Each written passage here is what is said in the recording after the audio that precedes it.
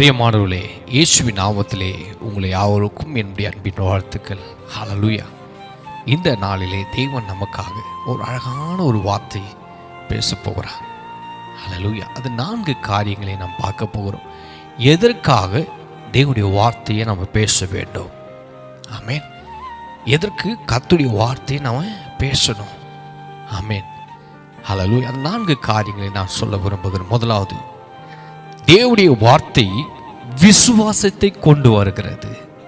நீ கர்த்தருடைய வார்த்தை நீ பேசும்பொழுது உனக்குள்ள விசுவாசத்தை கொண்டு வருகிறது. ரோமர் 10:17 விசுவாசம் கேள்வினால் வரும், கேள்வி தேவனுடைய வசனத்தினால் வரும். உன் கேள்விக்கு எல்லாமே தேவனுடைய வார்த்தையிலே இருக்கிறது. ஹல்லேலூயா. அப்ப நீ வார்த்தை பேசும்பொழுது உனக்குள்ள விசுவாசத்தை கொண்டு வருகிறது. இரண்டாவது, தேவனுடைய வார்த்தை ஜீவனை கொண்டு வரும். ஹல்லேலூயா. யோவான் 6:63 நான் உங்களுக்கு சொல்லுகிற வசனங்கள் ஆவியும் ஜீவனுமாய் இருக்கிறது. அப்போ ஆண்டுடைய வார்த்தை ரெண்டாவது என்ன சொல்றது? உனக்கு ஜீவனை கொண்டு வருகிறது. நீ ஆண்டுடைய வார்த்தை பேசும் பொழுது உனக்குள் ஜீவனை கொண்டு வருகிறது.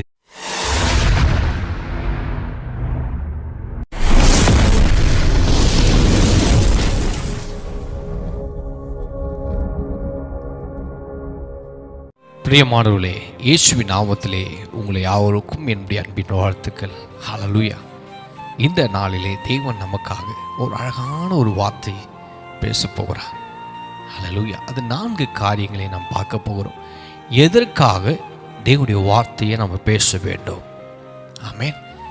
எதற்கு கர்த்தருடைய வார்த்தையை நாம் பேசணும்? ஆமென். ஹல்லேலூயா. அந்த 4 காரியங்களை நான் சொல்ல விரும்புகிறேன். முதலாவது, தேவனுடைய வார்த்தை விசுவாசத்தை கொண்டு வருகிறது.